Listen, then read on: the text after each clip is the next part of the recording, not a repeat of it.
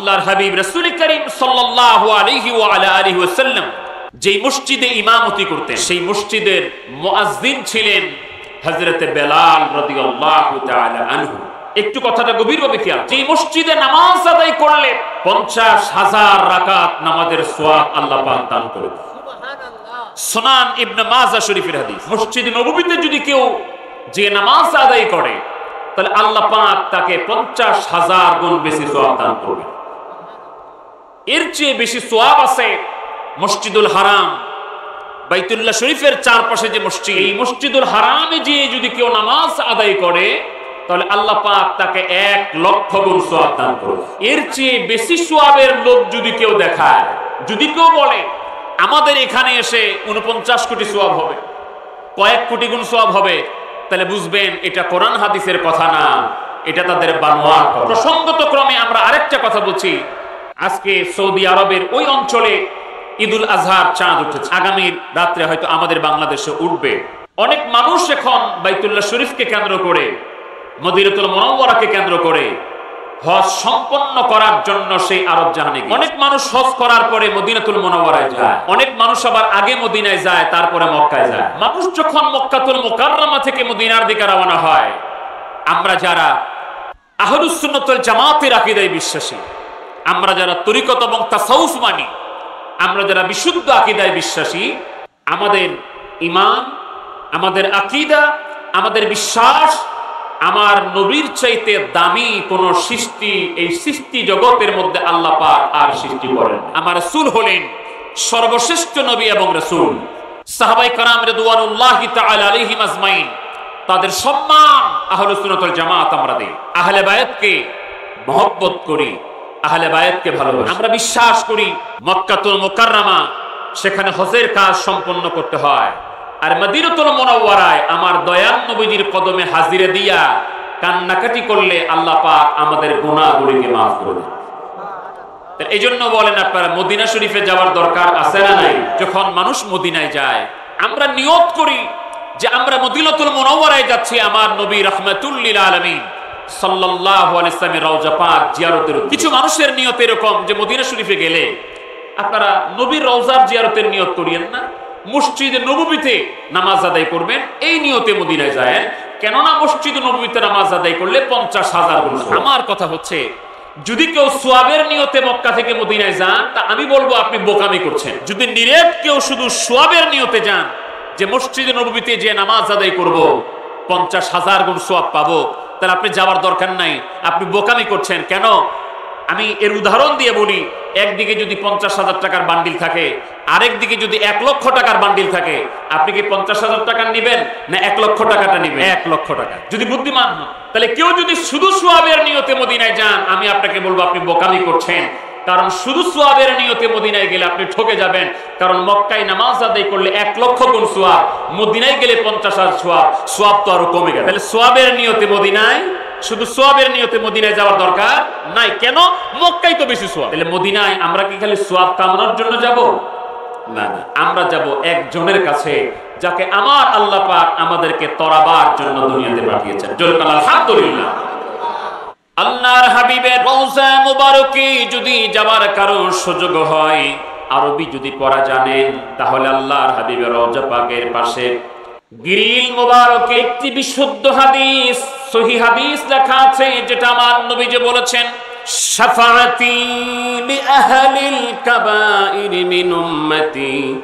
আমার উম্মত চিন্তা করো না, আমার উম্মত টেনশন করো না, আমার উম্মত পরিচয় যদি দুনিয়া থেকে বিদায় হয়ে কবরে আসতে পারো, আমি নবীজি গ্যারান্টি দিয়ে দিলাম তোমার আমল নামায় গুনাহ কি ছোট না বড় সেটা বিবেচ্য বিষয় নয়।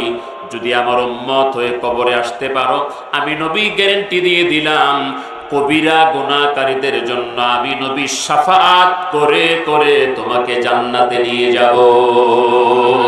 তাহলে মদিনাতুল মুনাওয়ারায় যাওয়ার নিয়ত কেন, কাজ কেন, কি জন্য যাব? আল্লাহ কোরআনে আল্লাহ পাক বলছেন সূরা নিসার মধ্যে আল্লাহ বলেন, أنهم إذ ظلموا أنفسهم جاءوك فاستغفروا الله ওয়াস্তাগফারা লাহুমুর রাসূল লাওয়াজাদুল্লাহা তাওয়াবার রহিমা।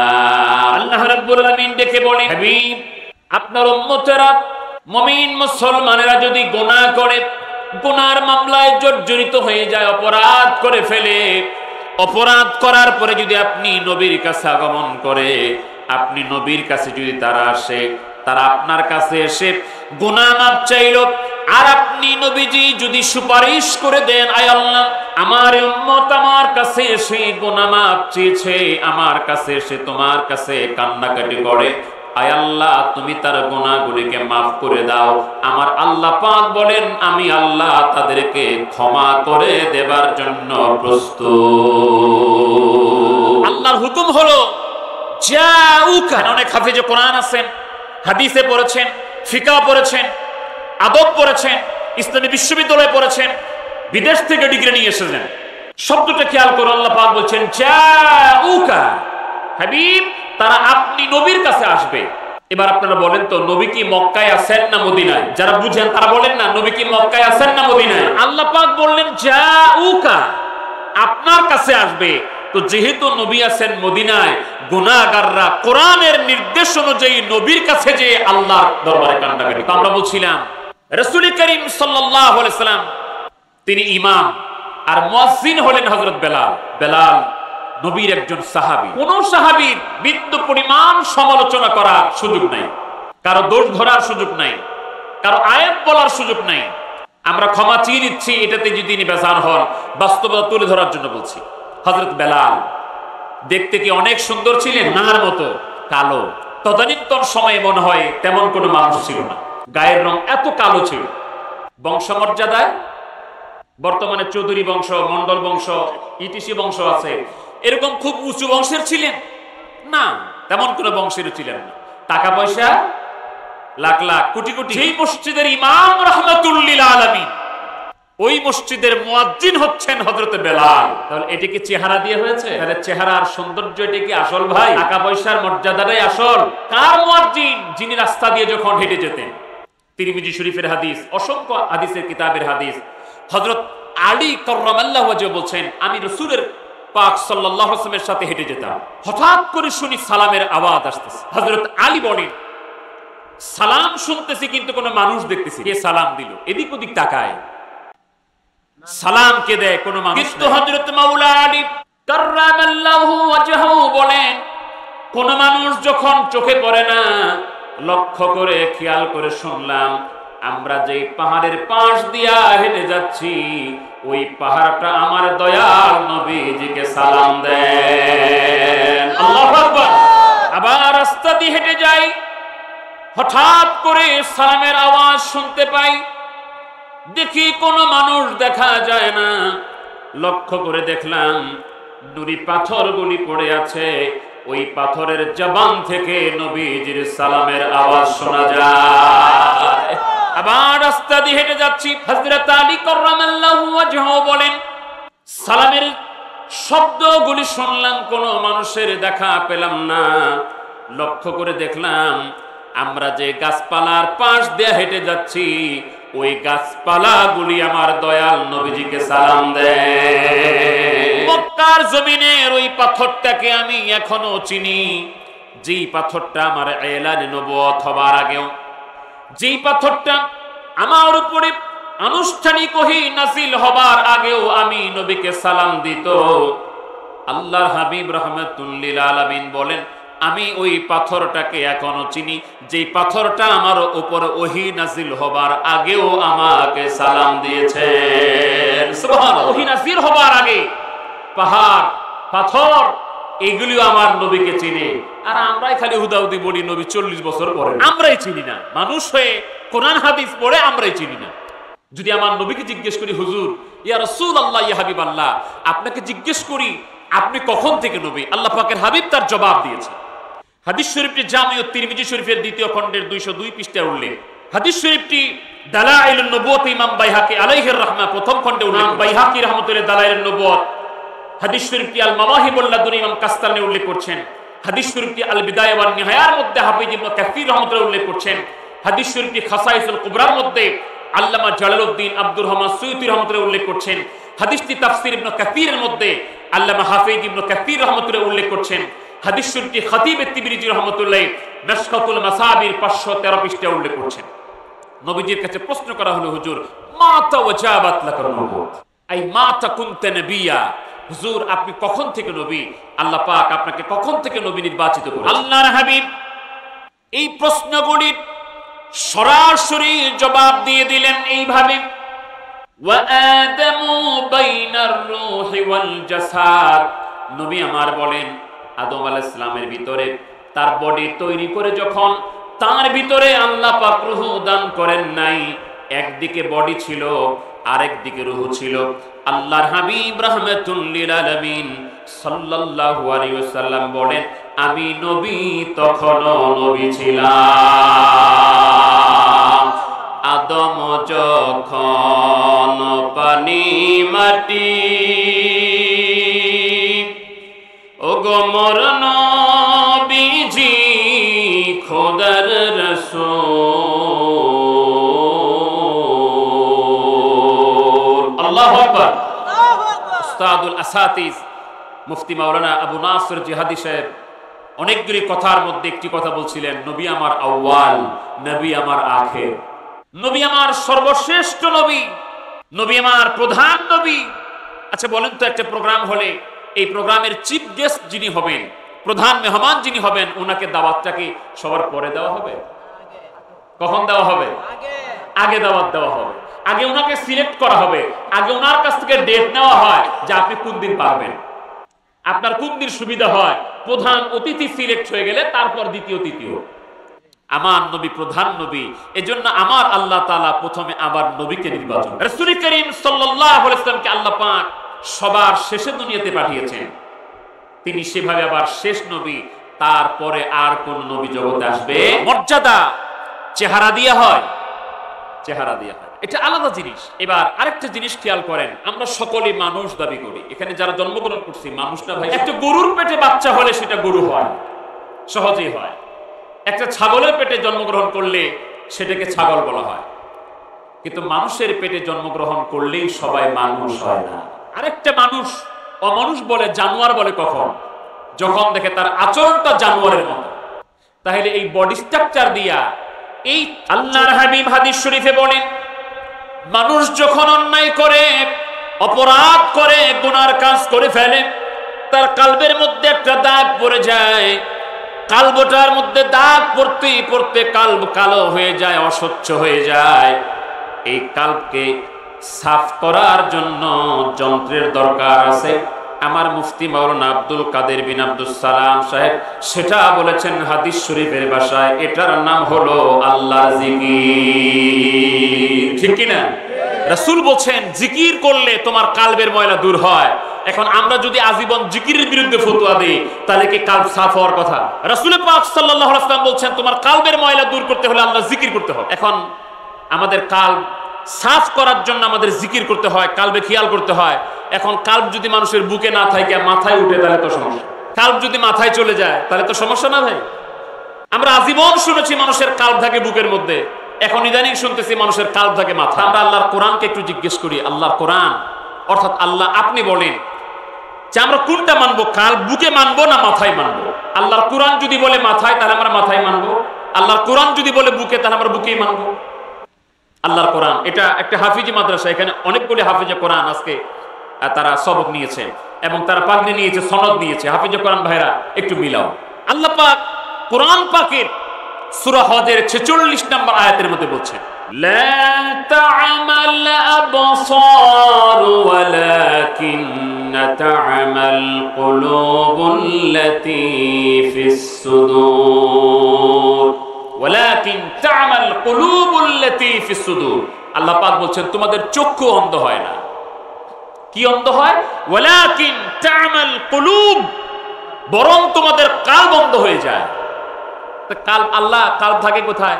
আল্লাহ কোরআন পাকে বলছেন আল্লাতী ফিস সুদূর। সাদরুন মানে বুক, সুদূর মানে বক্ষ সমূহ, বুক সমূহ। আল্লাহ পাক বলছেন যেই কালব থাকে তোমাদের বুকের মধ্যে। জোরে বলো সুবহানাল্লাহ। তাহলে আল্লাহ কালবের কথা কি মাথায় বলছেন না বুকে? জোরে বলেন না, মাথায় না বুকে? এবার নবীজিকে জিজ্ঞেস করি, ইয়া রাসূলুল্লাহ, ইয়া হাবিবাল্লাহ, আপনি কোথায় বলেন? বুকের কথা বলেন, আপনি কোথায় বলেন?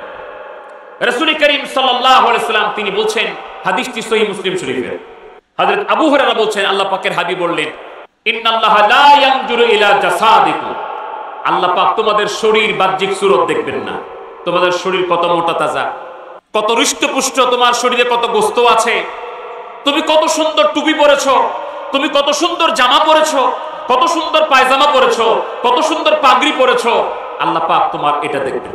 আল্লাহর হাবিব বললেন, আল্লাহ পাক দেখবেন তোমাদের অন্তর, তোমাদের কলব। ইন্নাল্লাহা লা ইয়ানজুরু ইলা জাসাদিকুম, আল্লাহ পাক তোমাদের শরীর দেখবেন না, ওয়ালাকিন ইয়ানজুরু ইলা কুলুবিকুম, আমার আল্লাহ পাক তোমাদের কলব দেখবেন। হযরত আবু হুরায়রা আলেম ভাই একটু খেয়াল করেন, যারা মাদ্রাসায় পড়েছেন হাদিস নিয়ে ভালো করে খেয়াল করেন, যারা ইসলামী বিশ্ববিদ্যালয়ে হাদিস ডিপার্টমেন্টে পড়েন, তাফসীর ডিপার্টমেন্টে পড়েন, ভালো করে যারা আরবি জানেন তারা একটু খেয়াল করেন। হযরত আবু হুরায়রা বলছেন, ফাআশারা বিআসাবিহি ইলা সাদরিহি, ফাআশারা, হযরত আবু হুরায়রা বলছেন, রাসূল করিম সাল্লাল্লাহু আলাইহি ওয়াসাল্লাম যখন বললেন যে আল্লাহ দেখবেন তোমাদের কলব, তখন তিনি ইশারা করলেন, ফাআশারা বিআসাবিহি, এই আঙ্গুল দিয়া ইশারা করলেন, ইলা সাদরিহি। রাসূল করিম সাল্লাল্লাহু আলাইহি ওয়াসাল্লাম যখন বলছেন আল্লাহ দেখবেন তোমাদের কলব, তখন রাসূল করিম সাল্লাল্লাহু আলাইহি ওয়াসাল্লাম এই আঙ্গুল দিয়া তিনি তিনার বুকের দিকে ইশারা করলেন, আল্লাহ দেখবেন তোমাদের এই কলব। জোরে করুন সুবহানাল্লাহ। খেয়ালে খেয়ালে জাকের ভাইরা একটু খেয়াল করেন, চলে যান বাংলাদেশের ফরিদপুর জেলার সদরপুর থানার আটরশি গ্রামে। এলাকাবাসী যারা আছেন ভালো করে একটু খেয়াল করেন, এই বাংলাদেশে ফরিদপুর জেলার সদরপুর থানার আটরশি নামক একটা গ্রাম আছে। এই গ্রামে একজন আল্লাহর ওলি আছেন, জানেন আপনারা? কে কে জানেন? তো হাত তুলে দেখান তো, কে কে জানেন যে আটরশি বিশ্ব জাকির মধ্যে আল্লাহর ওলি আছেন? আলহামদুলিল্লাহ। আটরশি নিয়েও কিছু মানুষ ট্রল করে, বলে আটরশি যাবো কেন, আল্লাহর রশি একটা ধরবো, এক রশি, তো আটরশি ধরবো কেন? তাহলে আমরাও বলি ভাই এটা একটা গ্রামের নাম, ওই এলাকার গ্রামগুলির নাম আড়াই রশি আছে, 4 রশি আছে, 7 রশি আছে, 7.5 রশি আছে, 8 রশি আছে, 14 রশি আছে, 17 রশি আছে, 22 রশি পর্যন্ত। এগুলি আমার দেখা, গ্রামগুলি আমি ঘুরে ঘুরে দেখছি, কারণ বিশ্ব জাকির মঞ্জিলে একটানা 17 বছর ছিল, একটানা। তো এটা একটা গ্রামের নাম। যদি গ্রাম দিয়ে ট্রল করেন তাহলে আমরা দলিল দিচ্ছি না, বুঝাবার জন্য বলছি। আল্লাহ পাক আমাদের দরবার শরীফটাকে 7 রশি দেয় নাই। 7 রশি যদি হইতো তাহলে কত আল্লাহর দোজকও 7টা, এরা যায়ও 7। আল্লাহ আমাদের দরবার শরীফ দিছে কয় রশি দে? জোরে বলেন, কয় রশি দে? এটা কিন্তু দলিল না, যুক্তির পিছনে যুক্তি। যদি বলেন আল্লাহর রশি একটা, তোমরা 8 রশি যাও কেন? তো আমার আল্লাহর জান্নাত কয়টা? জোরে বলেন, জান্নাত কয়টা? 8টা। আমরা যাই কয় রশি? 8 রশি ফুটছে ফুল, গন্ধে ভরা হয় আকুল, উইরা যাই রে ভ্রমর গুলি, বাধা মানে না, আরে উইরা যাই রে ভ্রমর গুলি, বাধা মানে না। কোন বাধা আপনাদেরকে ঠেকা রাখতে পারবে? যেখানে মধু থাকবে ওইখানে মৌমাছিরা উড়ে উড়ে যাবে। আমরা বলছিলাম বাংলাদেশের জমিনে ফরিদপুর জেলার সদরপুর থানা একটা গ্রাম আছে, নাম হলো আটরশি। ওই গ্রামে একজন আল্লাহর ওলি আছেন, যে আল্লাহর ওলি 1354 বাংলায় ওই আটরশি গ্রামে এসে দেখেন ঈদুল আজহার কুরবানির ঈদের নামাজ পড়ার মতো মানুষ খুঁজে পাওয়া যায় না। আজকে অনেকেই বলেন আমরা ইসলামের জন্য এটা করছি ওইটা করছি, আটরশির পীর কি করছে? 2-3 মিনিট একটু গভীর মনোযোগ দিয়ে শোনেন। এই যে সামনে ঈদুল আজহা, ঈদের নামাজ পড়ার জন্য কোনো মানুষ খুঁজে পাওয়া যায় না। তিনি দেখলেন মুসলমান নামে কিছু মুসলমান এলাকায় আছে, গরু কুরবানি হয় না, ঈদের নামাজ পড়ে না। তিনি বললেন আসেন আজকে ঈদুল আজহার দিন, আমরা এখানে ঈদুল আজহার নামাজ আদায় করি। 3 জন মানুষকে পেলেন। তিনজন মানুষকে সাথে নিয়ে তিনি ৭৪ জন হইয়া ঈদুল আজহার নামাজ আদায় করলেন। নামাজ আদায় করার পরে আল্লাহর দরবারে হাত তুলে মুনাজাত করলেন, আয় আল্লাহ, আমরা মাত্র ৩-৪ জন মানুষ এখানে ঈদুল আজহার নামাজ আদায় করলাম। আয় আল্লাহ, তুমি এখানে বিশাল একটা ঈদের জামাত কায়েম করে দাও। আমরাও বলি আমিন। এখন কি আট্রসিতে ঈদুল আজহায় ৩-৪ জন মানুষ নিয়ে ঈদের নামাজ হয়? লক্ষ লক্ষ মানুষ। কিসের শোলাকিয়া ঈদগাহ মাঠ? যদি বিশ্ব জাকের মঞ্জিলের ঈদের মাঠ টেলিভিশনে, পেপার, পত্রিকায় আসতো, তাহলে পৃথিবীর ইতিহাসে একটা ইতিহাস হয়ে থাকতো যে এত মানুষ এই গ্রামে আসলো কেমন। শুরু হয়েছিল কয়জন দিয়া? জাকির ভাই আপনারা বলেন না, কয়জন দিয়া? ৩ জন দিয়া। এখন লক্ষ লক্ষ মানুষের জামাত হয় কিনা? গরু কুরবানি হতো না। এখন বিশ্ব জাকের মঞ্জিলে, আট্রসি দরবার শরীফে আমরা এলাকায় তো খালি একদিন কুরবানি করি। বিশ্ব জাকের মঞ্জিলে 3 দিন ধরে শত শত হাজার হাজার গরু কুরবানি হয়। যে জায়গায় গরু কুরবানি করা নিষিদ্ধ ছিল, যে জায়গায় মানুষ গরু কুরবানি করতো না, সেই জায়গায় হাজার হাজার গরু কুরবানি হয়। যে জায়গায় মানুষ ঈদের নামাজ পড়তো না, এক ওরস শরীফে যায় দেখেন লক্ষ কোটি কোটি মানুষ কয়েক কিলোমিটার ধরে বিশ্ব জাকের মঞ্জিলে জামাতের সাথে নামাজ পড়ে। এরপরে বলবেন আট্রসির পীর ইসলামের জন্য কিছু করে নাই।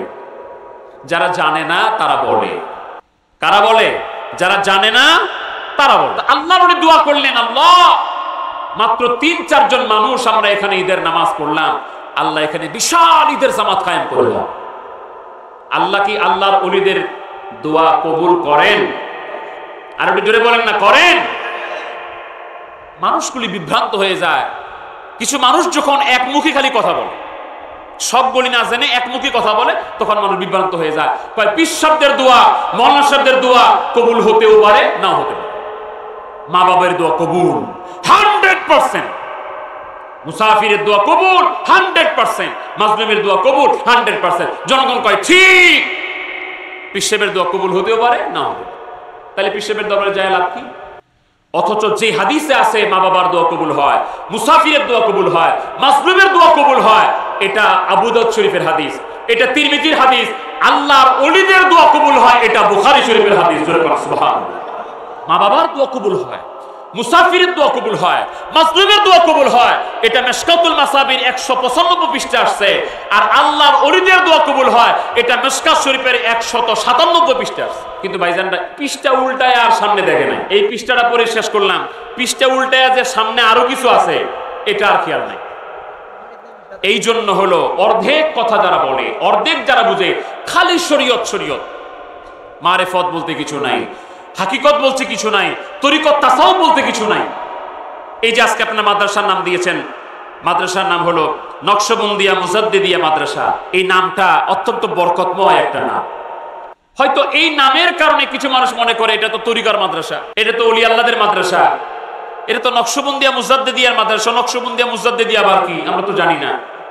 আমি তথ্য দিচ্ছি, নকশবন্দিয়া এবং মুজাদ্দিদিয়া আল্লাহকে পাওয়ার জন্য, আল্লাহর রেজাবন্দি হাসিল করার জন্য, আল্লাহ পাকের সন্তুষ্টি অর্জন করার জন্য এর চাইতে সুন্দর এবং ব্রড রোড ওয়ে আর এখন নাই।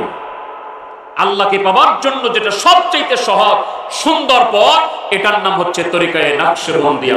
এই জন্য শুধু বাংলাদেশ না ভাই, আপনি বাংলাদেশে দাঁড়িয়ে আজকে বলবেন তরিকা নাই, পীর মুরিদি নাই, তাসাউফ নাই। আপনি বাংলাদেশে বলতে পারেন, কুষ্টিয়াতে দাঁড়ায় বলতে পারেন, এগুলা খালি বাংলাদেশের না। আপনি খোঁজ করে দেখেন, পৃথিবীতে যত বড় বড় আলেম আছে, পৃথিবীতে যত বড় বড় আলেম আছে, সবগুলি আলেম তরিকতপন্থী। আপনি উজবেকিস্তান, কাজাকিস্তান, তাজিকিস্তান, মিশর, আল-আজহারে যান, তরিকার বাইরে কোনো আলেম পাবেন না। এমনকি পৃথিবীর সবচাইতে বড় আলেমরা এখন বর্তমানে নকশবন্দিয়া তরিকার আলেম। জনগণ আলহামদুলিল্লাহ। খিচুড়ি ধর্ম বানিয়ে নস্যাৎ করে দিয়ে শেষ করে দিয়েছিল সম্রাট আকবর এবং জাহাঙ্গীর। যখন ইসলামের নামটা পর্যন্ত ছিল না, দ্বীনে এলাহি বানিয়ে ফেলেছিল। এখন তো হয়তো কিছু কিছু জায়গায় ইসলাম নামে ইসলাম আছে, কাজে কর্মে নাই। নামে সুন্দর আলী কিন্তু দেখতে কুৎসিত কালো, এরকমও আছে। নাম খুব সুন্দর কিন্তু কার্যক্রম শয়তানের মতো। সম্রাট আকবর দ্বীন ইসলামকে মিটিয়ে যখন দ্বীনে এলাহি প্রতিষ্ঠা করেছিল, এবং তার ছেলে জাহাঙ্গীর, যারা সাবকন্টিনেন্টাল স্টোরি জানেন, ইতিহাস জানেন, যারা বাংলাতে ইতিহাস পড়েছেন আমার কথাগুলি মিলান, আমার ইস্তিহাদ স্টুডি যদি ভুল তথ্য দিই আপনি আমাকে ডাকেন, আমি আপনাকে ফোন দেন, আমার নাম্বার ইন্টারনেটে আছে, ইউটিউবে, ইন্টারনেটে, টেলিভিশনে, অনেকগুলি চ্যানেলে আমরা কথা বলি। আমি জানি আমি যে কথাগুলি বলছি এখানে অনেক বড় বড় স্কলার আমার মাইকের আওয়াজে হয়তো প্যান্ডেলে বসে নাই, কিন্তু মাইকে দাঁড়িয়ে দাঁড়িয়ে অনেক জায়গা থেকে শুনছেন আর আগামীকালকে ভুল ধরার চেষ্টা। সম্রাট আকবর এবং জাহাঙ্গীর যখন দিন ইসলামকে মিটিয়ে দিন এলাহি চালু করে দিল, তখন শরীয়তের, শুধুমাত্র শরীয়তের জ্ঞানে জ্ঞানে আলেমরা এর প্রতিবাদে আগায় আসতে পারে নাই। তার প্রতিবাদে যিনি এগিয়ে এসেছেন, দিন এলাহিকে মিটিয়ে দিন ইসলাম যিনি প্রতিষ্ঠা করেছেন, তিনি হচ্ছেন আমাদের তরিকার ইমাম, মুজাদ্দিদিয়া নকশবন্দিয়া তরিকার ইমাম, ইমামে রাব্বানি কাইমে জামানি হযরতে শায়েখ আহমদ সিরিন্দি ফারুকি মুজাদ্দিদ আল ফিসালি জোরে বলুন আলহামদুলিল্লাহ।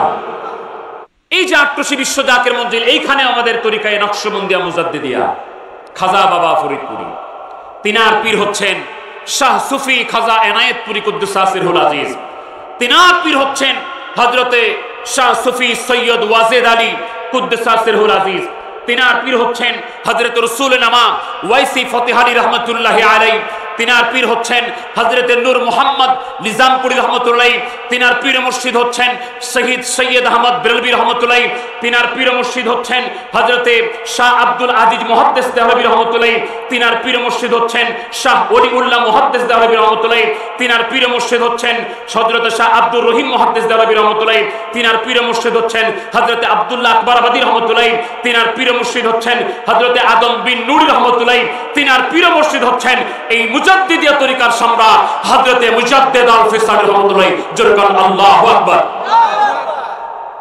তাহলে নকশবন্দিয়া মুজাদ্দিদিয়া এই খানদানের এই সিলসিলার খেদমত, এটাই হচ্ছে সবচেয়ে বড় এই আধুনিক যুগে খেদমত করেছে ইসলামে। শুধু ইসলাম নাম করে তরিকত তাসাউফকে বাদ দিয়া আমি স্পষ্ট আকারে বলে দিতে চাচ্ছি, বাইতুল মুকাদ্দাস নিয়ে এবং ফিলিস্তিনকে নিয়ে যে ইহুদিদের ষড়যন্ত্র, এই ইহুদিত্বের থেকে বাইতুল মুকাদ্দাসকে যদি উদ্ধার করতে হয়, শুধু শরীয়তের জ্ঞানে জ্ঞানী হলে এটা উদ্ধার করা সম্ভব নয়। তার পিছনে তরিকতের জ্ঞান লাগবে, তাসাউফের জ্ঞান লাগবে, তার পিছনে কোনো ওলি আল্লাহ লাগবে। আপনি ইতিহাস করে দেখেন, বাইতুল মুকাদ্দাসকে যিনি বিজয় করেছিলেন সালাহউদ্দিন আইয়ুবী রাহমাতুল্লাহ আলাইহি, বাইতুল মুকাদ্দাস বিজয় করে ক্রুসেডের যুদ্ধে খ্রিস্টানদেরকে পরাজিত করে ইহুদিদের ষড়যন্ত্রকে নস্যাৎ করে যে সালাহউদ্দিন আইয়ুবী রাহমাতুল্লাহি বাইতুল মুকাদ্দাস বিজয় করেছিলেন, তিনি ছিলেন তরিকত এবং তাসাউফপন্থী, তিনার পীর ছিল, তিনার মুর্শিদ ছিল, তিনি আল্লাহর ওলির মুরিদ ছিলেন। জোরে বলুন আল্লাহু আকবার। আর উপমহাদেশের ইতিহাস তো বললামই, দিন এলাহিকে মিটিয়ে দিয়ে যিনি দিন ইসলাম কায়েম করেছেন, তিনি নিজেই তরিকার শায়েখ, তিনি তরিকার ইমাম হযরত মুজাদ্দিদ আল ফিসানি। এই মাদ্রাসাটা ধন্য যে নকশবন্দিয়া মুজাদ্দিদিয়া এই তরিকার নামে এই আমরা বলছিলাম বিশ্ব জাকের মঞ্জিল ফরিদপুরে, সেখানে আল্লাহর ওলি এই তরিকা প্রচার করেছেন নকশবন্দিয়া মুজাদ্দিদিয়া। তিনি বলতেন, আমরা কোরআনে বলছিলাম কাল থাকে কোথায়, মাথায় না বুকে? আর জোরে বলে না, কাল মাথায় না বুকে? বুকে। নবীজি বলছেন কি মাথায় না বুকে? এখন যে মাথায় বলবে ওর মাথায় সমস্যা, ইংরেজিতে ওটাকে হার্ট বলে। আচ্ছা, হৃদরোগের ক্রিয়া, হৃদযন্ত্রের ক্রিয়া বন্ধ হয়ে মানুষ মারা যায়, অর্থাৎ হার্ট অ্যাটাক হয়ে মানুষ মারা যায়, হার্ট ফেল হয়, যার হার্টের সমস্যা হয় ওর ব্যথাটা কি মাথায় না বুকে হয়? হার্টের যখন প্রবলেম হয়, হার্টে যার রিং পরায়, যার হার্টে রিং পরায়, কালবে রিং পরায়, ওর রিংটাকে মাথায় লাগায় না বুকে লাগায়? তাহলে বিজ্ঞানও বলছে কাল বুকে, হার্ট বুকে, হৃৎপিণ্ড বুকে, কোরআন বলছে কাল বুকে, রাসূল বলছে কাল বুকে। খাজা বাবা ফরিদপুরে বলতেন, বাবা মানুষের চামড়া হাড়, এর ভিতরে এক টুকরা গোশত আছে। কোরআন হাদিসের সাথে মিল রেখে আল্লাহর ওলি খাজা বাবা ফরিদপুরে বলেন, বাবা মানুষের বাম স্তন 2 আঙ্গুল নিচে চামড়া হাড়, এর ভিতরে এক টুকরা গোশত আছে যেটা ধরফর ধরফর করে। বাবা ওটা শুধু ধরফর ধরফর করে না, ওটা হাকিকতে আমার আল্লাহর জিকির করে। আটুরশির পীর খাজা বাবা ফরিদপুরি উদাহরণ দিয়ে বলতেন, বাবা ছোট্ট একটা বটের বীজের মধ্যে যেমন একটা বিরাট বট গাছ লুকায়িত থাকে, বাবা একটা আমের আটির মধ্যে যেমন একটা আম গাছ লুকায়িত থাকে, বাবা একটা বটের বীজের মধ্যে যেমন একটা বিশাল বট গাছ লুকায়িত থাকে, বাবা ঠিক মানুষের কালবের মধ্যে আল্লাহর ভেদের মহাসমুদ্র লুকায়িত আছে। আমার আল্লাহকে যদি তালাশ করতে চাও তাহলে দেল দরিয়ায় ডুব দিয়া কালবের মধ্যে আমার আল্লাহর সন্ধান পাওয়া যায়। একটা বটের বীজ, একটা আমের আঁটি, একটা তালের আঁটি, এইটাকে যদি আপনি মাটির উপর রেখে দেন শত শত বছর, এটা থেকে কি গাছ হবে ভাই? হওয়া সম্ভব হবে না। এটাকে কি করতে হবে? মাটির সাথে দাফন করতে হবে। একটা বীজ থেকে যদি গাছ বানাতে চান, একটা বীজ থেকে যদি ফুল গাছ বানাতে চান, ফুল ফুটাতে চান, তাহলে এটাকে মাটির সাথে সংশ্লিষ্টতা করতে হবে। কবি বলছেন, মিটা দাও আপনি হস্তি কো अगर कुछ मर्तबा चाहती हो कि दाना खाक में मिलकर गुले गुलजार होता है।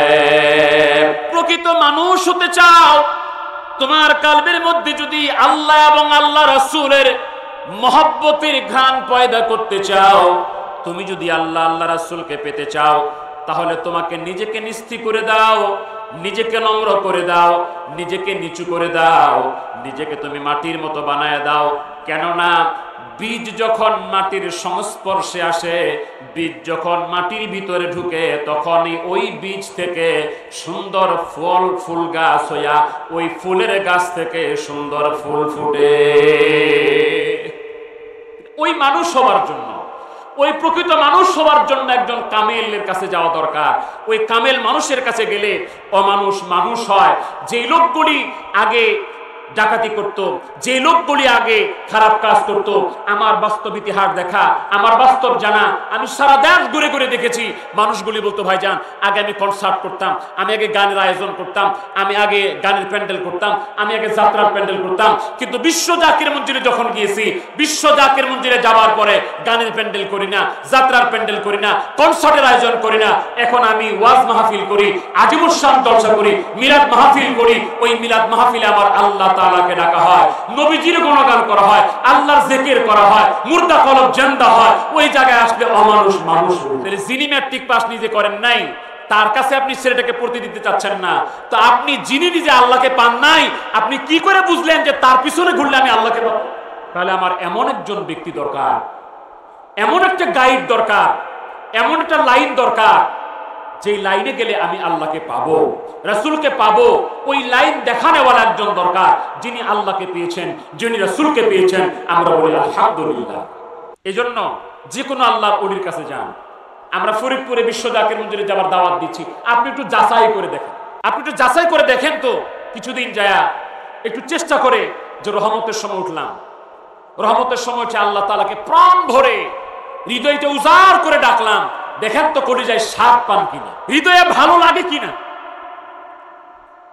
আপনি যায় দেখেন, আপনি এবার ডেকে দেখেন।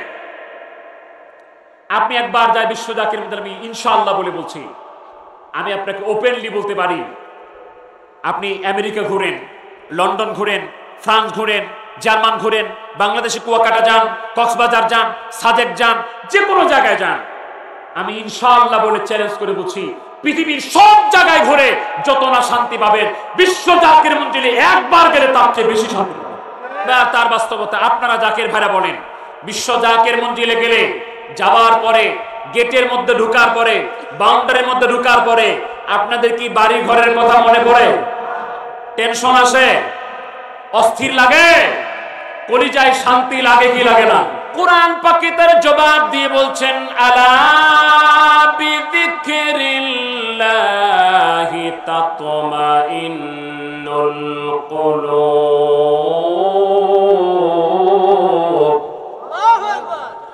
আল্লাহ রাব্বুল আলামিন বলেন, সাবধান, আল্লাহর জিকিরের দ্বারা তোমাদের কলবে শান্তি আসবে, ইতমিনান আসবে, কার প্রশস্ত হবে, শান্তি প্রাপ্ত হবে। বিশ্ব জাকির মঞ্জিল এমন একটা জায়গা, বিশ্ব জাকির মঞ্জিল এমন একটা দপ্তর, যেই দপ্তরে আল্লাহর জিকির শুরু হয় রাত ৩টার সময়, শেষ হয় এশার নামাজের পরে। ঘুমাবার আগ পর্যন্ত পুরোটার মধ্যে আল্লাহর জিকির, রাসূল পাকের উপরে দুরূদ ও সালাম, সেখানে কোরআন হাদিসের আলোচনা। আমরা বিভিন্ন মাহফিলে গেলে ফজিলত বর্ণনা করি, মাহফিলে মানুষকে বসাবার জন্য, ভাই বসেন বসেন, এটা জান্নাতের বাগান। কেন? এখানে আল্লাহর জিকির। একটা জায়গায় যদি আল্লাহর জিকির হয় এই অল্প সময়ের জন্য, সেটা যদি জান্নাতের বাগান হয়, বিশ্ব জাকের মঞ্জিলে প্রতিদিন 5-6 বার জিকিরের মজলিস বসে, সেখানে মানুষ চলতে ফিরতে উঠতে বসতে সব সময় আল্লাহর জিকির করে, বিশ্ব জাকের মঞ্জিল সার্বক্ষণিকের জন্য জান্নাতের বাগান। আমি ইনশাআল্লাহ বলে বললাম, আপনি যদি শান্তি পেতে চান জাকের মঞ্জিলে যায় দেখেন। অনেক মানুষ আছে ভাইজান, বাড়িতে 2-3টা ঘুমের ট্যাবলেট খাইলেও ঘুম আসে না। এরকম হয় না?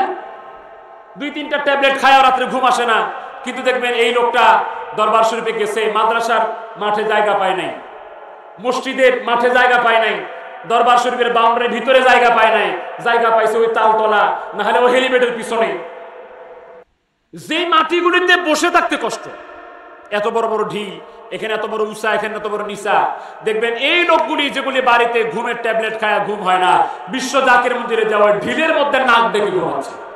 আল্লাহর ওলির দরবার চিনতে চান, জাকের মন্দির একবার যায় খালি পর্যবেক্ষণ করবেন, খালি একবার ঘুরে ঘুরে দেখবেন যে এটা আল্লাহর ওলির দরবার ছাড়া সম্ভব কি। এটা যদি আল্লাহর ওলির দরবার না হয় এটা সম্ভব না। কেন?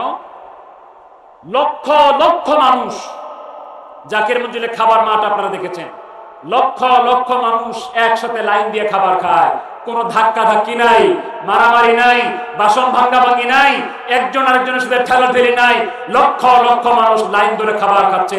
কোনোদিন মারামারি ধাক্কা ধাক্কি হয়েছে?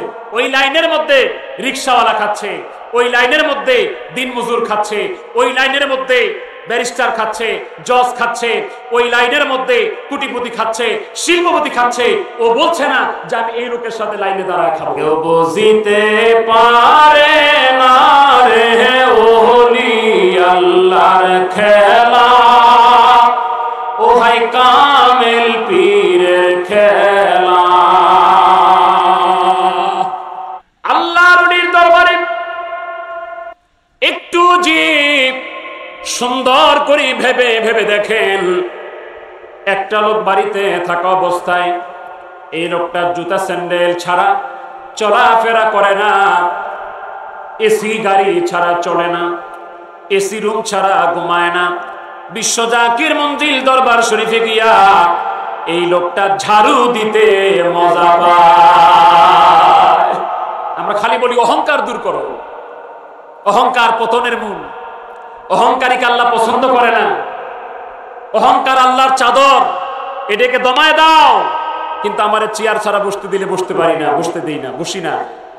তাহলে অহংকারটা দমালেন কোন জায়গায়? অহংকার দমন করার একটা ট্রেনিং সেন্টার খাজা বাবা ফরিদপুরি বলছে বিশ্ব জাকের মঞ্জিল।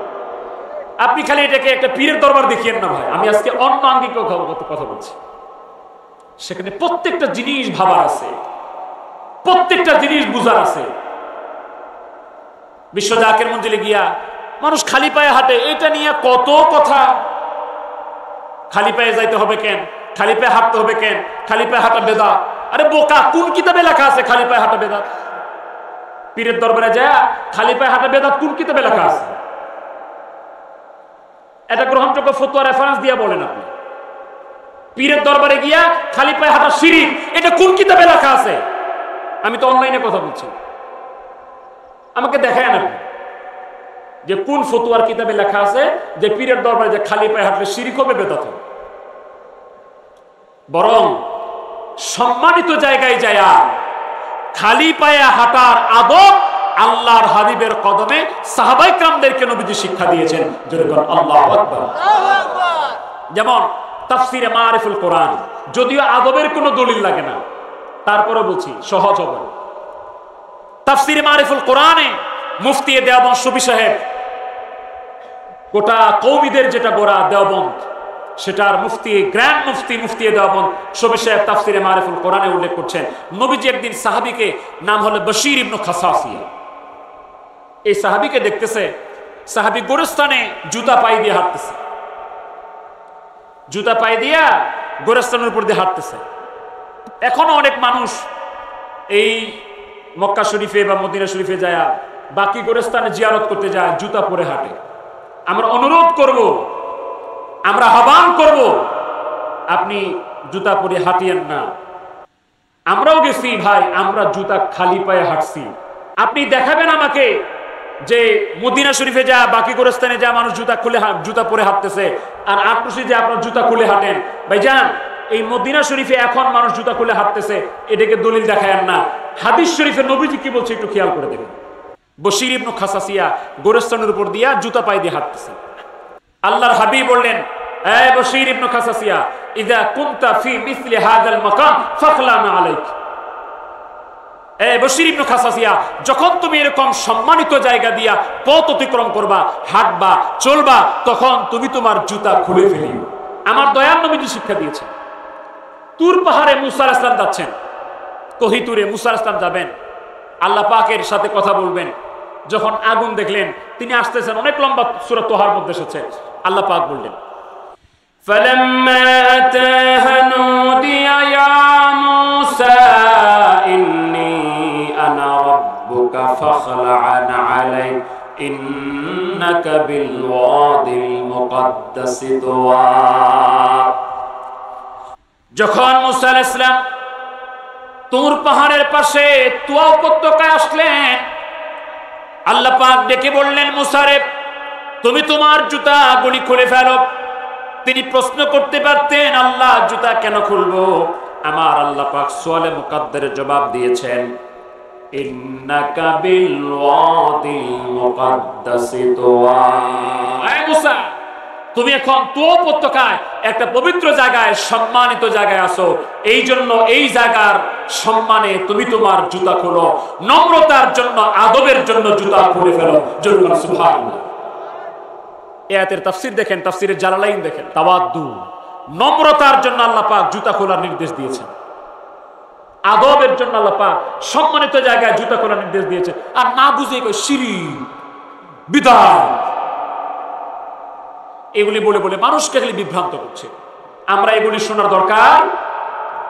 একটা মানুষ যখন দুনিয়ার সব জায়গায় জুতা পরে হাঁটতেছে, এই মানুষটা যখন বিশ্ব জাকির মঞ্জিলে যায় খালি পায়ে হাঁটতেছে, দেখতেছে সবাই খালি পায়ে হাঁটে, তখন তার ভিতরে সমানভাবে একই ধরনের খালি পায়ে সবাই হাঁটে, তখন সাথে সাথে খালি পায়ে হাঁটার সাথে সাথে মানুষটার নম্রতা চলে আসে, ভদ্রতা চলে আসে, আদব চলে আসে। আদব কঠিন জিনিস, আদব মারাত্মক জিনিস। আমি আপনাকে আরেকটা চ্যালেঞ্জ অন্য আঙ্গিকে বলে দিই। আপনার একটা ছেলে তরিকতপন্থী, সে ওলি আল্লাহর দরবারে যায়, সে বিশ্ব জাকির মঞ্জিলে যায়, আর আরেকটা ছেলে যায় না, সে তরিকাতপন্থী না, তরিকা মানে না। আপনি এই দুইটা ছেলের কম্পেয়ার করেন, বাস্তবতা। আপনি দুইটা ছেলের কম্পেয়ার করে দেখবেন, যেই ছেলেটা তরিকতপন্থী, ওলি আল্লাহর দরবারে যায়, বিশ্ব জাকির মঞ্জিলে নিয়মিত যাওয়া আসা করে, ওই ছেলেটা জীবনে আপনার সাথে বেয়াদবি করবে না। আব্দুল সত্তার ভাই, আমরা তো সব ছেলেগুলোই তরিকতপন্থী, আপনি তো এটা বুঝেন না। এটা আলাদা মজা। যারা সপরিবারে তরিকতপন্থী, এটা আলাদা মজা। আপনার ছেলে আপনার কথা শুনে না, আপনার ছেলে উল্টা পথে চলে, আপনার ছেলে আপনার সাথে রাগারাগির কথা বলে, আপনার ছেলে আপনাকে গালি দেয়। আমি আপনাকে 6 মাস টাইম দিলাম, বাস্তবতা পরীক্ষা করে দেন। এই ছেলেটাকে 6 মাস আটরশি আনা নেওয়া করেন, এই ছেলেকে 6 মাস বিশ্ব জাকির মঞ্জিলে আনা নেওয়া করেন, তরিকা শিক্ষা দেন, বলেন আটরশি যেভাবে তরিকায় চলে তারা সেভাবে চলাফেরা করো। যে কোনো কৌশলে তাকে আপনি 6 মাস আনা নেওয়া করেন। যে সন্তান আপনাকে গালি ছাড়া কথা বলতো না, 6 মাসের মধ্যে ওই সন্তান আপনার চোখে চোখ রেখে কথা বলতে পারবে। খাজা বাবা ফরিদপুরি বলতেন, বাবা আমার কথা যদি মানতে পারো, ওই যে বলছিলাম, যিনি আল্লাহ রাসূলকে পাইছেন তিনি আল্লাহ রাসূলকে পাওয়ায় দিতে পারেন। তিনি বলতেন, বাবা আমার কথা যদি মানতে পারো, আমার কথা অনুযায়ী যদি চলতে পারো, তাহলে আমি তোমাদেরকে দয়াল নবীর সাথে পরিচয় করায় দিব। সুবহানাল্লাহ। তাহলে নিশ্চয়ই তার সাথে দয়াল নবীর পরিচয় আছে, বিধায় তিনি বলতে পেরেছেন যে আমার কথা মানলে দয়াল নবীর সাথে পরিচয় করায় দিব, দিয়েছেনও। তাই আমি কথাটা মাঝে মাঝে বলি, আজকেও বলি আপনাদের। আমার কাছে অনেক জাকের ভাইরা বলেন, আমাদের নিজেদের কথা বলবো না, আমরা জাকের ভাইদের কথা বলি। অনেক জাকের ভাইরা আমাকে বলেন, হামিদি ভাই খাজা বাবাকে মাঝে মাঝে স্বপ্নে দেখি, মাঝে মাঝে খাজা বাবাকে স্বপ্নে দেখি, কথা হয়, মনের কিছু কথা বলি, কদম বুসি করি। ওস্তাদুল আসাতিজা মুফতি মাওলানা আবু নাসির জিহাদি সাহেব কদম বুসি প্রসঙ্গে কথা বলেছেন যে কদম বুসি করা একটা জায়েজ সুন্নাত, কিন্তু আল্লাহ ছাড়া কাউকে সেজদা দেওয়া হারাম। হঠাৎ করে একদিন হুজুরকে স্বপ্নে দেখতেছি কদম বুসি করতে যাই, হুজুর কদম বুসি করতে দেয় না। এই জাকের ভাই সাথে সাথে চিন্তায় পড়ে গেল, আরে হুজুর আমাকে আজকে কদম বুসি করতে দিচ্ছে না, কারণটা কি? এই চিন্তা করার সাথে সাথে মনে মনে চিন্তা করার সাথে সাথে ওই জাকের ভাইগুলি আমাকে ডিরেক্ট বলেছেন, হামিদি ভাই আমি যখন চিন্তা করতেছি যে হুজুর আমাকে আজকে কদম বুসি করতে দিচ্ছে না, আমি হয়তো কোনো বেয়াদবি করে ফেলেছি, আমার কোনো অন্যায় হয়ে গেছে। এই চিন্তা করার সাথে সাথে খাজা বাবা ফরিদপুরি আমাকে ডেকে বলতেছে, বাবা আজকে আমাকে কদম বুসি করা যাবে না, আজকে উনাকে কদম বুসি করেন, উনি হলেন আমার দয়াল নবী রাহমাতুল্লিল আলামিন। নবী প্রেম সুধা পান কর সবে মনবে দনা যাত না জুরাইবে, খোদা প্রাপ্তি তোর তরে লাভ হবে, নবী দবিনে ভাব সবি মিশে, ইয়া রহমতুল্লিল আলামিন, ইয়া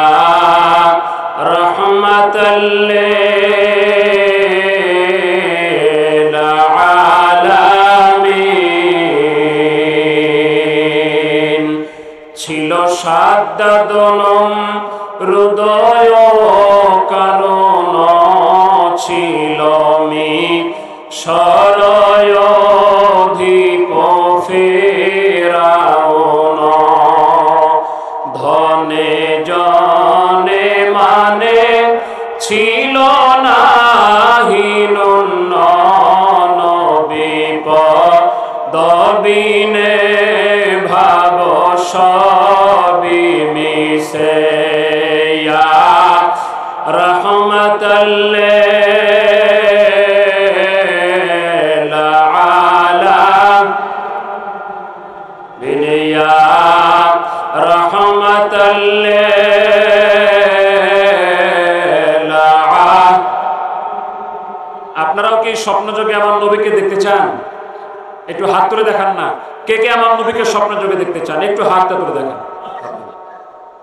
তাহলে যারা পারেন আমার সাথে একটু গুনগুনায় গান। কিছু চাহিনে তো মারনি কটে হে শুধু রসন অভিলাষ মনে, বলেন কিছু চাহিনে তো মারনি কটে হে শুধু রসন অভিলাষ মনে, ভবে রাজয়ধি রাজ কর যদি কবোধ রিবে না মনে তো মাবিনে, ইয়া রহমতুল্লিল আলামিন, ইয়া রহমতুল্লিল।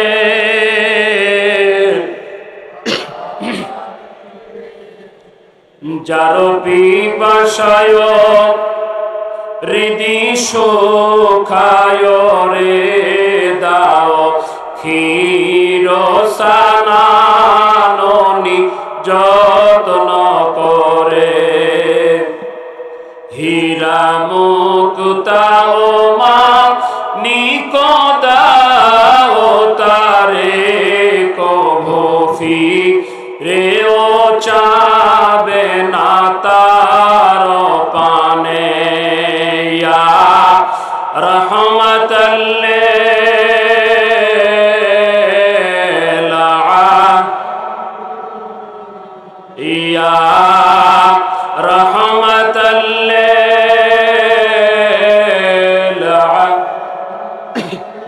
আল্লাহকে পাবার সব ব্যবস্থা শিক্ষা আল্লাহর ওলির দরবারে আছে না নাই? তবে খালি 5 ওয়াক্ত নামাজটাই নাই। তাহলে যারা বলে আটরশিতে নামাজ নাই তারা কি সত্য কথা বলে? তারা কি বলে ভাই? আমি মিথ্যাবাদী বলবো না, আপনারা বুঝে নিন। অনেক মানুষ আগে শুনেছে যে আটরশিতে নামাজ হয় না, নামাজ কালাম নাই। ওইখানে যায়া আমার সাথে তো ব্যক্তিগত কথা হয়েছে, অনেক আলেমের কথা হয়েছে। তারা বলছে ভাইজান আইসে তো উল্টাটা দেখতেছি এখানে। উল্টা কেন? আমি কে উল্টা কেমনে? যা শুনছিলাম তার উল্টাটা। আমি কে কি উল্টা শুনছেন আর কি আইসে উল্টা দেখেন? আগে শুনছিলাম নামাজ হয় না, তা আমি বললাম যে আপনি আইসে কি দেখলেন? কয় নামাজ পড়তে পড়তে ক্লান্ত হয়ে যাচ্ছে। ওয়াজিব নামাজ, সুন্নত নামাজ, নফল নামাজ, লম্বা লম্বা মুনাজাত আছে না নাই? এখন তো ঈমান আমলকে নিতে নিতে নামাজকেও কেড়ে নেওয়ার চেষ্টা হচ্ছে। যুবকরা এখন করতে করতে জুমার নামাজটা পড়ে গেলে আসসালামু আলাইকুম রহমতুল্লাহ, আসসালামু আলাইকুম রহমতুল্লাহ, এরপরে আর পাওয়া যায় না। অর্ধেক মসজিদ খালি। বাদ আল জুমা নাই, সুন্নত নাই, নফল তো আগেই নাই, সুন্নত বাদ। আমার আল্লাহ কি বলছে জানেন? আমার আল্লাহর কথা একটু বলি। হাদিসে কুদসি 963 পৃষ্ঠা, বুখারী শরীফ। এলাকায় থাকলে অরিজিনাল বুখারীটা, বাংলা অনুবাদ করাটা না ভাই, বাংলাটা না, অরিজিনাল যেটা যে জবর পেশ দেওয়া নাই ওইটা 963 পৃষ্ঠা। এলাকায় বড় কমি মাদ্রাসা থাকলে হয়তো কিতাবটা। আল্লাহ পাক বলছেন হাদিসে কুদসিতে, আল্লাহ পাক বলছেন ইয়াতাকাররাবু ইলাইয়া বিন নওয়াফিল, এ বান্দা তুই যদি আমাকে পেতে চাস নফল বندگی দিয়ে তুই আমাকে পাবি। আমার বান্দারা নফল বندگির মাধ্যমে আমার বান্দা থেকে বন্ধু হয়ে যায়। যখন আমার তারা বন্ধু হয়ে যায়, ওই হাদিসে আল্লাহ পাক বলছেন মান আদা লি ওয়ালিয়ান ফাকাদ আযানতুহু বিল হারব, যখন সে আমার বন্ধু হয়ে যায় তার সাথে দুশমনি করলে আমি আল্লাহ যুদ্ধ ঘোষণা করব। তাহলে ফরজ নামাজের সাথে সাথে নফল বন্দেগীও বিশ্ব জাকির মঞ্জিলে আছে না নাই? কয়টার সময় শুরু হয়? রাত 3টায়। কয়টায়? শেষ রাত্রে। এই ব্যাপারে নবীজি কিছু বলে নাই না? হাদিসটি ইমাম বুখারীর আল আদাবুল মুফরাদে, তিরমিজি শরীফে, মিশকাতুল মাসাবিতে আমার রাসূল বলছেন রাতের যখন 3 ভাগের 2 ভাগ শেষ হয়ে যায়, শেষ রাত যখন চলে আসে তখন আমার আল্লাহ নিজে তার শান অনুযায়ী প্রথম আসমানে নুজুল হয়। জোরে বলুন সুবহানাল্লাহ। ডেকে ডেকে তখন বলেন বান্দা, এ বান্দা কার কি লাগবে আমার কাছে বল। অসুখ বিসুখে পড়ে গেছিস বল আমার কাছে, আমি তোর অসুখ সারাই দেব। বান্দা গুনার মামলায় জড়াই গেছো, আলা লিল মুস্তাগফিরিন ফাগফির লা, গুনার মামলায় জড়াই গেছো আমার কাছে ক্ষমা চা, আমি আল্লাহ মাফ করে দেব। খাজা বাবা ফরিদপুরি তো এই জন্য হাদিস শরীফের শিক্ষাটা দিয়া ডাকতেন, উঠো উঠো জাগ ভাই বোন সবে রহমত লইবারে, উঠো উঠো ভাই বোন সবে রহমত লইবারে, রহমত লইবারে নিশির শেষ ভাগে, উঠো উঠো ভাই বোন সবে। খাজা বাবা ডাক্তার না ভাইজান? এ আমার উম্মতেরা শোনো, আমার আল্লাহ তাআলা শেষ রাতে প্রথম আসমানে নুজুল হয়, ফা ইনিস্তাতাআতা আইয়াকুনা মিম্মান ইয়াযকুরুল্লাহ ফি তিলকাস সাআতি ফাকুম। এ আমার উম্মতেরা শোনো, ওই শেষ রাতে রহমতের সময় তুমি যদি দেখো কোন আমার উম্মতেরা আল্লাহর জিকির করতেছে, তোমরা যদি পারো তাদের দলে ঢুকে তোমরাও জিকির করো। সুবহানাল্লাহ। তাহলে বিশ্ব জাকির মঞ্জিলে শেষ রাতে জিকির আছে না নাই? সুন্নত 2 রাকাত, ফরজ 2 রাকাত। এরপরে কোন আমল আছে ভাইজান? কি আমলটা বলেন তো? পাক কালাম ফাতিহা শরীফ। একটু জোরে বলেন, পাক কালাম ফাতিহা শরীফ। এটা পড়ার নিয়ম কি? তারপরে সূরা ফাতিহা কয়বার? 3 বার। সূরা কুল হুয়াল্লাহ ইখলাস কয়বার? এরপরে দুরূদ শরীফ কয়বার? 11 বার। এটাই তো আমল হয় প্রশ্ন নাকি? আচ্ছা তওবা করার কথা কোন হাদিসে নাই? আছে। আচ্ছা সূরা ফাতিহা পড়ার ফজিলত কোন হাদিসে নাই? সূরা ইখলাস পড়ার ফজিলত কোন হাদিসে নাই? দুরূদ শরীফ পড়ার কথা কোন হাদিসে নাই? তাহলে আপনি শুধু বলে খালি বেদাত আমল। এই ফাতিহা শরীফ পাঠ করে মানুষগুলি যখন দোয়া করে, মোনাজাত করে, আমার আল্লাহর দরবারে কান্নাকাটি করে, বিশেষ করে 4 খতম কোরআন তেলাওয়াতের সওয়াব আমল করে আর বলে, আল্লাহ আমার বাবা মা দুনিয়া থেকে বিদায় হয়ে গেছে, আমার জাকের ভাই বোন যারা কবরে চলে গেছে তাদের সবার কবরে তুমি সওয়াবগুলি পৌঁছায়া দাও। সন্তানটাকে যদি তরিকতপন্থী বানাতে পারেন, ছেলেটাকে যদি তরিকতপন্থী বানাতে পারেন, মেয়েটাকে যদি তরিকতপন্থী বানাতে পারেন, আপনার ছেলেটা আপনার মেয়েটা নিয়মিত এই ফাতিহা শরীফ পাঠ করে করে প্রতিদিন কমপক্ষে সকালবেলা 4 খতম আর সন্ধ্যাবেলা 4 খতম, মোট 8 খতম কোরআন তেলাওয়াতের সওয়াব আমল করে করে আপনার কবরে পাঠাবে। এরপরে আরেকটা আমল আছে, নাম হলো খতম শরীফ। কি শরীফ ভাই? খতম শরীফ। এটার নিয়ম কি? প্রথমে 100 বার দুরূদ শরীফ, 500 বার লা হাওলা ওয়ালা কুওয়াতা ইল্লা বিল্লাহ, আবার 100 বার দুরূদ শরীফ। দুরূদ শরীফ পড়ার কথা কোরআন শরীফে নাই না?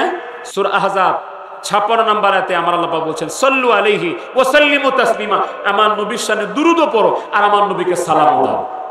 তাহলে দুরূদ নবীজিকে পড়া, তাকে সালাম দেওয়া, এটা কি কোরআন হাদিসে আছে না নাই? তাহলে পড়লে কি বেদাত হবে? না না না, বেদাত হবে না, আমল হবে, সওয়াব হবে, বেদাত না। নবীর শানে দুরূদ সালাম পড়া ইবাদত, যেহেতু হুকুম আল্লাহ। কার হুকুম? মাঝখানে 500 বার লা হাওলা ওয়ালা কুওয়াতা ইল্লা বিল্লাহ। কয়শো বার ভাইজান? লা হাওলা ওয়ালা কুওয়াতা ইল্লা বিল্লাহ পড়ার দলিল কোরআন হাদিসে নাই। নবীজি একদিন সাহাবীদেরকে ডেকে বলছেন, আলা আদুল্লুকুম কানজুম মিন কুনুজিল জান্নাহ। আরেকটা হাদিস, আলা আদুল্লুকুম কানজুম মিন কুনুজিল আরশ। এই সাহাবীরা শোনো তো, আমি কি তোমাদেরকে জান্নাতের গুপ্ত ধনভাণ্ডারের সংবাদ দিব না? এই সাহাবীরা, আমি কি তোমাদেরকে আমার আল্লাহর আরশে আজিমের গুপ্ত ধনভাণ্ডারের সন্ধান দিব না? সাহাবায়ে কেরাম বললেন, হুজুর অবশ্যই। আল্লাহর হাবিব জবাব দিয়ে দিলেন, আল্লাহর জান্নাতের গুপ্ত ধনভাণ্ডার এবং আল্লাহর আরশে আজিমের গুপ্ত ধনভাণ্ডার হলো লা হাওলা ওয়ালা কুওয়াতা ইল্লা বিল্লাহ। একবার পড়েন না, লা হাওলা ওয়ালা কুওয়াতা ইল্লা বিল্লাহ। নবীজি মেরাজ থেকে আমার দয়াল নবীজি বললেন, বাবা ইব্রাহিম, আমার উম্মত জান্নাতের মাটি পাবে কোথায়? তারা জান্নাতের মধ্যে কেমনে গাছ লাগাবে? হযরত ইব্রাহিম আলাইহিস সালাম বললেন, আপনার উম্মতেরা যদি একবার লা হাওলা ওয়ালা কুওয়াতা ইল্লা বিল্লাহ পড়ে ফেলে, আপনার উম্মতের নামে জান্নাতে একটা গাছ লাগানো হয়ে যাবে। আমাদের জাকির ভাইরা প্রতিদিন লা হাওলা ওয়ালা কুওয়াতা ইল্লা বিল্লাহ কয়শো বার পড়ে? 500 বার। তাহলে 500 গাছের মালিক প্রতিদিন। যা আমাদের এখানে আসলে এত ফায়দা, এটা করলে এত ফায়দা। আরে ভাই, আমাদের যে তো কত ফায়দা আছে, এগুলি বললে তো অন্যবাজি করতে পারতাম। আমাদের যে কত ফায়দা আছে, ফায়দা আমাদেরও আছে, কিন্তু আমরা খালি ফায়দার পিছনে দৌড়াই না, ফায়দার মালিক আল্লাহকে তালাশ করি। ফায়দার মালিক যদি আমার হয়ে যায়, ফায়দার মালিক, জান্নাতের মালিক, জাহান্নামের মালিক যদি আমার হয়ে যায়, আমার উপর রাজি খুশি হয়ে যায়, তিনি যেখানে রেখে খুশি আমি তাতে খুশি। এই যে তরিকতের আমল, আল্লাহকে পাওয়ার ব্যবস্থা, আল্লাহ রাসূলের মহব্বত অন্তরে অর্জন করার ব্যবস্থা, এইগুলি কিন্তু সব জায়গায় পাওয়া যাবে না, সব প্রতিষ্ঠানে পাওয়া যাবে না। আপনার সন্তানটাকে নবীর মহব্বতে চোখের পানি ফেলে দুরুদ ও সালাম নজরানা দেওয়ার এই শিক্ষা, এই আদব, এই নম্রতা সব জায়গায় পাবেন না। আপনার মারা যাবার পরে আপনার সন্তান সব মাদ্রাসায় পড়ালে আপনার সন্তান আপনার জন্য কাঁদবে না, উল্টা ফতোয়া দিবে, মানুষ মরে গেলে কোনো দোয়া টুয়া নেই, এরকম ফতোয়া দিবে না? রেডি আছে দোয়া ফতোয়া। অথচ রাসূল বলছেন 3টা জিনিস, এই হাদিসে 3টা জিনিস মানুষ মারা যাবার পরও জারি থাকে। ইযা মাতাল ইনসানু ইনকাতা আনহু আমালুহু ইল্লা মিন সালাসাতিন ইল্লা মিন সাদাকাতিন জারিয়াতিন আও ইলমিন ইউনতাফাউ বিহি আও ওয়ালাদিন সালিহিন ইয়াদউ লাহু। রাসূল বলেন 3টা জিনিস তোমরা মরার পরও জারি থাকবে। 1 নাম্বার হলো সাদাকায়ে জারিয়া। এই মাদ্রাসা যারা প্রতিষ্ঠা করেছেন, এই মাদ্রাসায় যারা টাকা দিচ্ছেন, এই মাদ্রাসায় যারা পয়সা দিচ্ছেন, এই মাদ্রাসা পরিচালনা যারা করছেন, এই মাদ্রাসার ইট যার টাকায় হয়েছে তারা সাদাকায়ে জারিয়া। এই মাদ্রাসা যতদিন পর্যন্ত থাকবে কবরে শুয়ে শুয়ে তিনি সওয়াব পেতেই থাকবে। আও ইলমিন ইউনতাফাউ বিহি, এমন ইলম রেখে গেল, উপকারী ইলম, অর্থাৎ শিক্ষক ছাত্র রেখে গেল, এই মাদ্রাসার শিক্ষক মন্ডলী আমার হুসাইন ভাই, অন্যান্য শিক্ষক মন্ডলী সবার সাথে আমার পরিচয় না, ওনাকে বেশি চিনি আমি। অন্যান্য শিক্ষক যারা আছেন তারা একজন হাফিজে কোরআন রেখে গেলেন, এই এলেম শিক্ষা দিলেন। এই এলেমের ধারা যতদিন থাকবে ওস্তাদ কবরে শুয়ে শুয়ে তার সওয়াব পেতে থাকবে। 3 নাম্বার, আওয়ালাদিন সালিহিন ইয়াদউ লাহু, এমন নেক সন্তান রেখে যাবে যেই নেক সন্তান বাবা মার জন্য দোয়া করবে। ওই সন্তান না যে খালি আলেম হইলো, নেক সন্তান হলো, উল্টা ফতোয়া দিল দোয়া করা যাবে না, ওইটা না। হাদিসে মুসলিম রাসূল বলছেন আওয়ালাদিন সালিহিন ইয়াদউ লাহু, যেই নেক সন্তান বাবা মার জন্য দোয়া করবে ওই নেক সন্তান কাজে লাগবে। যেই সন্তান ফতোয়া দিবে দোয়া করা যাবে না, ওটা কোনো কাজে লাগবে। তাহলে সব জায়গায় পড়াইলে কিন্তু দোয়া করবে না, দোয়ার বিরুদ্ধে ফতোয়া দিবে। এই মাদ্রাসা, এই নকশবন্দিয়া মুজাদ্দিদিয়া মাদ্রাসা যে সমস্ত হাফেজে কোরআনরা পড়ে তাদেরকে শরীয়তের পুঙ্খানুপুঙ্খ আমলের এলেমের পাশাপাশি তরিকতের আমল শিক্ষা দেওয়া হয়, তাদেরকে আদব শিক্ষা দেওয়া হয়, দোয়া শিক্ষা দেওয়া হয়, দুরুদ সালাম শিক্ষা দেওয়া হয়। এই সন্তানটা আপনার মরার পরে আপনার জন্য দোয়া করবে, জানাজার নামাজ পড়বে, আপনার জিয়ারত করবে। নিজেকে আক্রোশী করছেন, এই প্রশ্নটা এলোমেলো হয়ে গেছে। আপনি যদি প্রশ্ন করেন নবীজিকে আক্রোশী করছেন কিনা, তাহলে আমরাও পাল্টা প্রশ্ন করবো। দুনিয়াতে আরো কিছু জায়গা আছে, আরো কিছু সংগঠন আছে, এগুলোও নাম নেন যে নবীজি ওইটার কোনটা করছে, এটা আমাদেরকে আনতে হবে। কথা হচ্ছে আক্রোশীতে যে আমলগুলি হয় এগুলি কোরআন হাদিসে আছে। আক্রোশী গ্রামটা তো নবীর সময় ছিল না। এটা মানে আপনি হয়তো আলাদাভাবে প্রশ্ন করেছেন, যেটা প্রশ্ন উত্তর দেওয়ার মতো না। তা আমরা বললাম আপনাকে বিশ্ব জাকির মঞ্জিলে খাজা বাবা ফরিদপুর যে আমলগুলো শিক্ষা দিয়েছে এগুলি কোরআন হাদিসে আছে। নবীজি কোরআন হাদিস অনুযায়ী যে আমলগুলি আমাদেরকে শিক্ষা দিয়েছেন সেখান থেকে আমলগুলি খাজা বাবা ফরিদপুরি আমাদেরকে নফল হিসেবে, ওজিফা হিসেবে, আল্লাহকে পাওয়ার রাস্তা হিসেবে শিক্ষা দিয়েছে।